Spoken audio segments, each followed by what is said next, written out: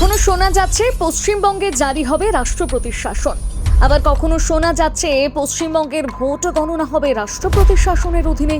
কিন্তু এগুলো সত্যি হোক বা না হোক, তবে এবার সত্যি হয়ে গেল এমন কিছু ঘটনা যা বহুদিন ধরেই চেয়ে আসছিল বাংলার মানুষ, যা বদলে দিতে চলেছে বাংলার ভবিষ্যৎকেই।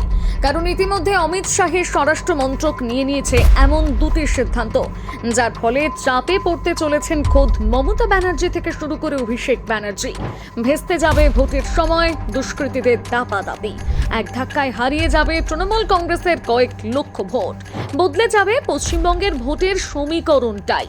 তবে শুধু স্বরাষ্ট্র মন্ত্রক নয়, রাজ্যের শাসক দলের জন্য দিনের পর দিন একদিকে যেমন মাথা ব্যথা হয়ে উঠছে দেশের নির্বাচন কমিশন, তেমনি অন্যদিকে চিন্তা বাড়াচ্ছে দেশের সুপ্রিম কোর্ট থেকে শুরু করে পশ্চিমবঙ্গ হাইকোর্টের একের পর এক সিদ্ধান্ত। কিন্তু হঠাৎ ঠিক কি এমন সিদ্ধান্ত নিল দেশের স্বরাষ্ট্র মন্ত্রক, যার জন্য ল্যাজে গোবরে হবে তৃণমূল? কেনই বা ভেস্তে যাবে দুষ্কৃতীদের প্ল্যান? কিভাবেই বা কয়েক লক্ষ ভোট চলে যাবে বিজেপির হাতে? স্বরাষ্ট্র মন্ত্রকের সাথে কি এমন পদক্ষেপই বা নিয়ে নিল সুপ্রিম কোর্ট এবং হাইকোর্ট? আজ ইন্ডিয়া হুড ডিকোডে আমরা তুলে ধরবো এমন কিছু তথ্য যা বদলে দিতে পারে বাংলার ভবিষ্যৎকে। তাই ধৈর্য ধরে ভিডিওটি শেষ পর্যন্ত দেখুন। আর এখনো যদি চ্যানেলটিকে সাবস্ক্রাইব না করে থাকেন, তাহলে ঝটপট ক্লিক করে ফেলুন সাবস্ক্রাইব বাটনে আর টিপে দিন বেল আইকনটি। আপনারা সকলেই জানেন 2025 সালে 4 নভেম্বর পশ্চিমবঙ্গ সহ আরও 11টি রাজ্য এবং কেন্দ্রশাসিত অঞ্চলে শুরু হয়েছিল এসআইআর। উদ্দেশ্য ছিল ভোটার তালিকা ঝাড়াই বাছাই করা। আরও ভালো করে বললে, বাংলাদেশি এবং রোহিঙ্গা মুসলিমদের দেশ থেকে তাড়াতে, মৃত স্থানান্তরিত নকল ভোটারদের সরাতে এই পদক্ষেপ নেওয়া হয়েছিল। কিন্তু দেখা যাচ্ছে দেশের প্রায় 7টি রাজ্য এবং 2টি কেন্দ্রশাসিত অঞ্চলে এসআইআর সম্পন্ন হলেও পশ্চিমবঙ্গের মতন রাজ্যে নির্বিঘ্নে সম্পন্ন করা যাচ্ছে না এই প্রক্রিয়া। কারণ এসআইআরকে কেন্দ্র করে বাংলায় হয়ে গিয়েছে বেশ কিছু বড় ঝামেলা। সঙ্গে নির্বাচন কমিশনের বিরুদ্ধে হয়ে গিয়েছে একাধিক মামলা। কোথাও দেখা যাচ্ছে বিএলওকে দেওয়া হচ্ছে হুমকি, তো কোথাও করা হচ্ছে মারধর, আবার কোথাও দেখা যাচ্ছে গোটা বিডিও অফিসে আগুন ধরানোর ঘটনা। এখনো পর্যন্ত পশ্চিমবঙ্গে এসআইআর এর ফলে ইতিমধ্যে বাদ গিয়েছে প্রায় 64 লক্ষ ভোটারের নাম। আর পশ্চিমবঙ্গে এসআইআর এর আগে ভোটার সংখ্যা ছিল 7,64,00,000, অর্থাৎ প্রায় 9% ভোটারের নাম বাদ পড়েছে। এবার যদি আপনি ভেবে থাকেন এত পরিমাণ ভোটারের নাম বাদ যাওয়ার কারণে এত সমস্যা হচ্ছে পশ্চিমবঙ্গে, তাহলে আপনি কিন্তু ভুল। কারণ জানলে অবাক হবেন, মোদির রাজ্য গুজরাতের এসআইআর এর পরিসংখ্যান। সেখানে এসআইআর প্রক্রিয়া শুরুর আগে মোট ভোটার সংখ্যা ছিল 5,08,00,000। সংশোধন পর্ব শেষ হওয়ার পর কমেছে প্রায় 70 লক্ষ নাম, অর্থাৎ বাদ গিয়েছে প্রায় 13%-এরও বেশি নাম। শুধু তাই নয়, অন্ধ্রপ্রদেশ, তামিলনাড়ু, কেরালা, যেখানে বিজেপির সরকার নেই, সেখানেও কিন্তু পশ্চিমবঙ্গের মতন এত হাঙ্গামা হচ্ছে না।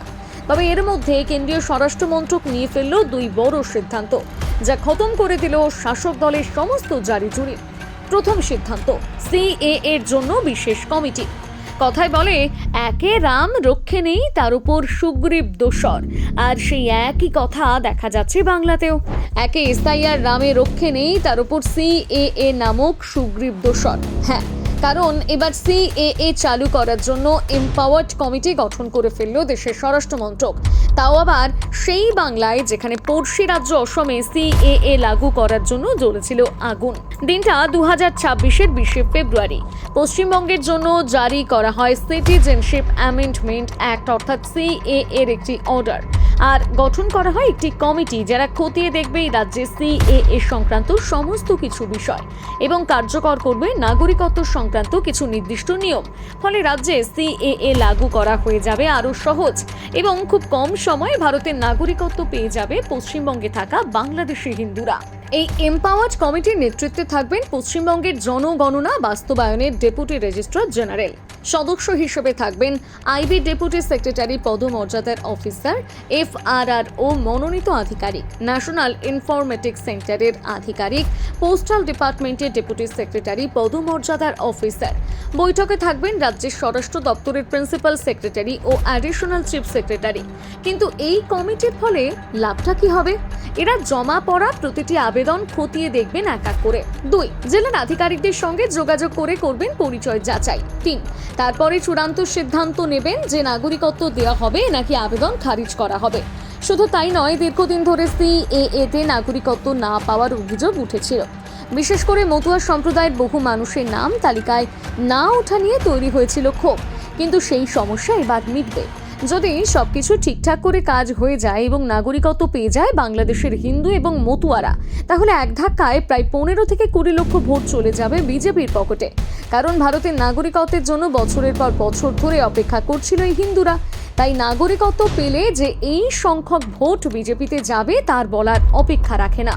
দ্বিতীয় সিদ্ধান্ত, ভোটের আগে কেন্দ্রীয় বাহিনী। এসআইআর চলাকালীন বাংলায় যে পরিমাণ হাঙ্গামা হয়েছে তা দেখে ফেলেছে বাংলার মানুষ।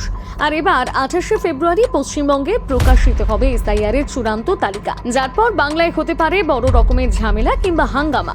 আর তা আটকাতে এবার বড় সিদ্ধান্ত নিয়ে নিয়েছে কেন্দ্রীয় স্বরাষ্ট্র মন্ত্রক।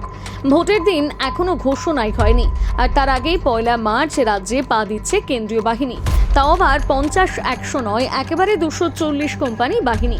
আর রিপোর্ট বলছে এক একটি বাহিনীতে থাকে প্রায় 70 থেকে 100 জন করে সেনা, অর্থাৎ 24,000 সেনা মোতায়েন করা হয়েছে রাজ্যে। এর মধ্যে রয়েছে মোট 110 company CRPF, 55 company BSF, 27 company ITBP, 27 company SSB এবং 21 কোম্পানি সিআইএসএফ।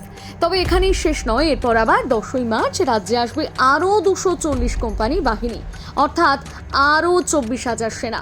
তবে শুধু যে এসআইআর তালিকা প্রকাশের পর হিংসা কমাতে তা কিন্তু নয়, বরং ভোটের আগে এবং ভোট চলাকালীন দুষ্কৃতীদের তাণ্ডব কমাতেও এই সিদ্ধান্ত নেওয়া হয়েছে। বিশেষজ্ঞরা বলছেন আর সেই উদ্দেশ্যে মোতায়েন করা বাহিনী ভোটের আগে নাকি বিভিন্ন এলাকা খতিয়ে দেখবেন, বিভিন্ন এলাকায় মার্চ করবেন, কোনো রকম আইন বিরুদ্ধ কাজ হচ্ছে কিনা তা খতিয়ে দেখবেন। ফলে সাহস পাবেন ভোটাররাও। যারা জানেন না তাদের উদ্দেশ্যে জানিয়ে দিয়ে 2021 সালে শেষ ভোট হয়েছিল 8 দফায়, আর সেবার মোতায়েন করা হয়েছিল 1100 কোম্পানি। আর এবার ভোট কিন্তু হতে পারে 2 থেকে 3 দফায়। আর এবার ভোট ঘোষণার আগেই চলে এলো প্রায় আগের বারে 43% বাহিনী, অর্থাৎ ইঙ্গিত স্পষ্ট। কিন্তু প্রশ্ন একটা থেকেই যায়, আর সেটা হলো এই যে কেন্দ্রীয় বাহিনী আসবেন, এদেরকে এলাকা ঘুরিয়ে দেখানোর দায়িত্ব হোক কিংবা তাদেরকে কোনো কেন্দ্রে নিয়ে যাওয়ার কাজ হোক, তা করবেন রাজ্য পুলিশের আধিকারিকরা। এখন যদি 20 মিনিটের রাস্তা 40 মিনিট ধরে ঘুরিয়ে নিয়ে যাওয়া হয়, তাহলে কতটা স্বচ্ছ থাকবে এই উদ্দেশ্য? ভিডিওটি পজ করুন আর উত্তর দিন কমেন্ট করে। এবার জানাবো সুপ্রিম কোর্ট ও হাইকোর্টের মাস্টার স্ট্রোক সম্পর্কে। দিনটা 20শে ফেব্রুয়ারি। এসআইআর মামলা নিয়ে সুপ্রিম কোর্টে প্রশ্নের মুখে পড়ে রাজ্য। শুনানিতে সুপ্রিম কোর্ট লক্ষ্য করে রাজ্য নির্বাচন কমিশনের মধ্যে পারস্পরিক অবিশ্বাস তৈরি হয়েছে। এই বিষয় নিয়ে অসন্তোষ প্রকাশ করে শীর্ষ আদালত এবং এক ঐতিহাসিক এবং বেনজির নির্দেশ দেয়। সর্বোচ্চ আদালত রায় দেয় এসআইআর এর কাজে তথ্যগত অসঙ্গতির যে সমস্ত ঘটনা ঘটেছে সেগুলো নিষ্পত্তি করবেন এবার কলকাতা হাইকোর্ট নিযুক্ত আধিকারিকেরা। কমিশন এবং রাজ্য সরকারের আধিকারিকেরা কেবল বিচার বিভাগীয় ওই আধিকারিকদের সহায়তা করবেন। অর্থাৎ ভাবুন, এবার রাজ্য আধিকারিকদের কাজের দায়িত্ব কেড়ে নিয়ে দিয়ে দেওয়া হলো বিচারকদের হাতে। এবার লজিক্যাল ডিসক্রিপেন্সি অর্থাৎ তথ্যে অসঙ্গতি রয়েছে কিনা তা খুঁজবেন বিচারকরা। এটা রাজ্যের লজ্জা নাকি গর্ব, সেই নিয়েও চলছে জোর হইচই। কিন্তু সময়ে ভোট কি আদৌ হবে, রয়েছে বিশাল বড় আশঙ্কা করা হচ্ছে 28শে ফেব্রুয়ারি এসআইআর এর যে তালিকা প্রকাশিত হবে সেই নিয়ে আবার প্রশ্ন তুলবে রাজ্য সরকার। সেই মামলা আবার আদালতে যাবে, অর্থাৎ পুরো বিষয়টা সময় নিয়ে নেবে। আর যখন এই বিষয়টা সময় মতন শেষ না হবে ততক্ষণই সম্পূর্ণ ভোটার তালিকা বেরোবে না, আর সেটা না হলে ভোটই হবে না। মাথায় রাখতে হবে 6ই মে কিন্তু পশ্চিমবঙ্গের বিধানসভার মেয়াদ শেষ। তারপর কিন্তু মুখ্যমন্ত্রী মমতা বন্দ্যোপাধ্যায়ের নামের আগে বসে যাবে প্রাক্তন শব্দটা, অর্থাৎ পাল্টে যেতে পারে গোটা খেলাটাই। তবে অনেকে বলছেন সম্পূর্ণ ভোটার তালিকা না বেরোলে রাজ্য সরকার উল্টে এমন দাবি তুলতে পারে যে পুরনো ভোটার তালিকাতেই ভোট হোক, ভোটের পর আবার এসআইআর করা হবে। অর্থাৎ আপনারা কি ভাবছেন স্বরাষ্ট্র মন্ত্রকের এই 2 সিদ্ধান্ত নিয়ে? কি মনে হয় সত্যি কি এই সিদ্ধান্তগুলো প্রভাব ফেলবে বাংলার ভোটে? জানাতে ভুলবেন না আপনার মতামত কমেন্ট করে।